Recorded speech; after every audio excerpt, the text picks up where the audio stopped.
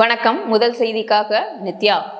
தனியார் ஆங்கில பள்ளியில் மாணவனுக்கு பாலியல் தொல்லை, விடுதி காப்பாளர் கைது. விரிவான செய்திகள். நீலகிரி மாவட்டம் உதகை பர்ன்ஹில் பகுதியில் பிரபல தனியார் ஆங்கில பள்ளி ஒன்று செயல்பட்டு வருகிறது. இந்த பள்ளியில் 250 மாணவர்கள் படித்து வருகின்றனர். இப்பள்ளி வளாகத்தில் செயல்படும் மாணவர்களுக்கான தங்கும் விடுதியில் 55 மாணவர்கள் தங்கி உள்ளனர்.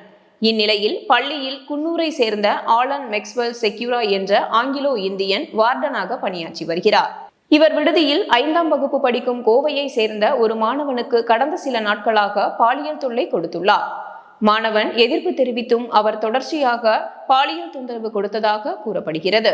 ஒரு கட்டத்தில் அவருடைய தொந்தரவு தாங்காமல் பயந்து போன மாணவன் இது குறித்து தனது பெற்றோரிடம் தெரிவித்துள்ளான்.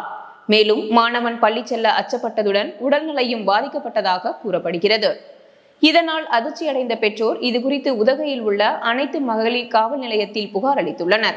இந்த புகாரின் அடிப்படையில் துணை போலீஸ் சூப்பரண்டென்ட் யசோதா உத்தரவின் பேரில் இன்ஸ்பெக்டர் அல்லிராணி தலைமையிலான போலீசார் விசாரணை நடத்தி போக்சோ சட்டத்தில் வழக்கு பதிவு செய்து வார்டனை கைது செய்தனர்.